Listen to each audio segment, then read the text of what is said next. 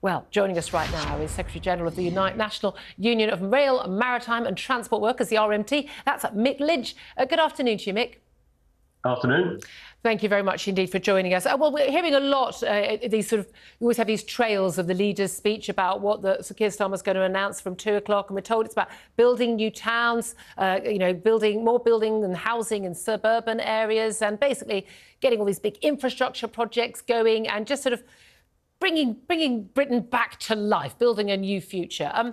Do you have any faith that for the first time ever, a politician promising that is actually going to deliver? Well, we all live in hope, Julia, otherwise we'd give up. So I'm hopeful that we'll get a new direction, and we certainly need to get rid of this government because they've shown they've run out of steam, but they're also incompetent and useless. So we need a change, and in order to get that change, we have to get Keir Starmer and his Labour team into government. And if they're going to bring a fresh approach, I welcome a wave of new homes. I would welcome if they were council homes, and if they belong to the democratic control of councils and local authorities, that would be a good thing, because we need an alternative to private sector renting, developers calling the shots on these often poor developments in many areas. We've got tiny little places being built at exorbitant rents. And we need the councils to come back into play in housing. But we need a new approach in lots of things. So the infrastructure model is the best term for it last week at the Tory conference. It just showed how messy this country's become, and our reputation in this country and abroad is becoming undermined by our lack of competence in dealing with what are very serious matters. So if he can do that, I welcome that. But we'll keep encouraging him to do the things we like, and we'll also criticise when he doesn't go far enough. So we'll be, robust in our response to what the Labour government does when they get in. You don't sound very enthusiastic, if you don't mind me saying, Mick. You're basically saying, well, this bunch in office right now are a bit rubbish. Well, let's hope the next lot are better. I think you may be echoing what the entire country is thinking. Well, we had the disappointment of the Blair government. That came in a wave of hope, even people that were not natural Labour supporters. But when you look at what happened, we had the disastrous private finance initiative that built substandard hospitals and didn't complete projects that the country needed. So some of the issues are the same. We've got a very tight Tory government, and we've got a government that hopefully will give us all a bit of hope. But unless they change what's going on at work, and we've heard about the New Deal for workers, which we're hopeful will be good, unless they change and go back to some kind of public involvement and public ownership in the leading parts of the economy, in the leading parts of society, such as water, energy, transport, I don't think there will be much change. So they can't just rely on private sector businesses to make these changes. It's got to be led by the government.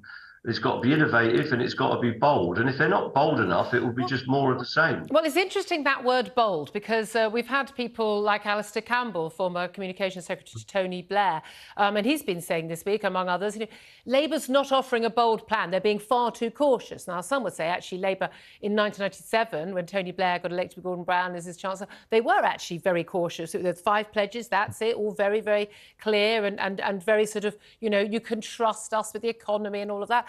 But do you think that Keir Starmer needs to be bolder, needs to be offering more of a vision? Because the trouble is, an awful lot of people, when asked about Keir Starmer, we did a poll for talkTV only yesterday, with one poll, found that only, even though more people said they'd vote for the Labour Party than for the Tories, only 21% of people said they thought he'd make a good Prime Minister. People are just sort of a bit bleh about him. Yeah, I do think there's something in that, to be honest. And I think what he needs to show us is his principles.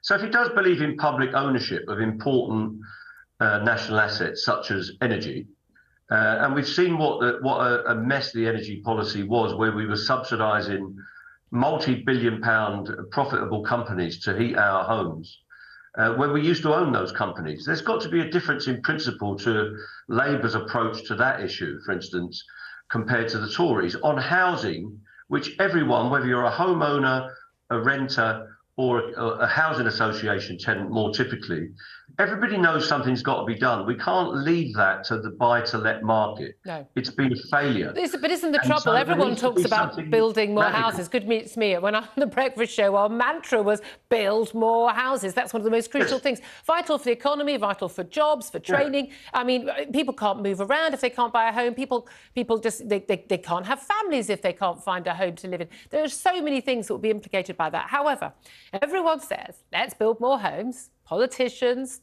voters, councils. But no one wants those new homes built by them.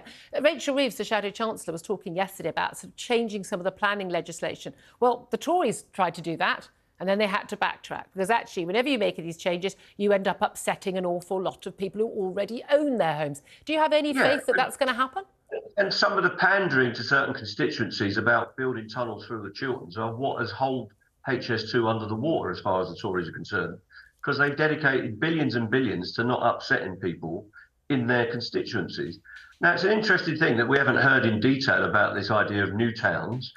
And some people who live in new towns think they're really great because if you've got the amenities built, if you've got the schools built, the GPs, the pubs, the shops, whatever you need to make a decent community, that can work. And there are some areas, if you go to Europe, there are plenty of new developments and new towns where they reinvigorate areas that are a bit run down. So we've got to put up with that, and we've got to make sure it's desirable and it gives people what they want. But if you are living in rented accommodation and being threatened with eviction, with your landlord racking up the price because of the buy-to-let market, which has been an utter failure, you would probably welcome new planning laws and new planning regulations and new developments where you can get value for money with a tenant such as a council that's going to look after you and is going to give that council some assets and some income over the long term. So we've got to grapple with these issues about making buy-to-let a minority activity, not something we rely on. Can I ask you, just finally, just very briefly, if you would, Mick Lynch, are you worried that the unions are losing their influence as Labour's paymasters, as they've often been called over the years? Labour has seen some record donations from individual, very wealthy men, pretty much entirely, but some 6.5 million from rich businessmen. You know, in lots of ways, dwarfing some of the money they're getting from unions like yours to individual MPs. Money from us, we're not affiliated, Julia. No, but you've given money over the years to individual Labour MPs. Yeah, we do support MPs who we are aligned with. So I'm concerned about it, and I was at the Labour conference for 3 days over the weekend and yesterday, and there are an awful lot of businesses, outsourcers, banks, all sorts of people that might surprise people. I do understand Labour's desire to engage with the business community, but they can't be dominating them.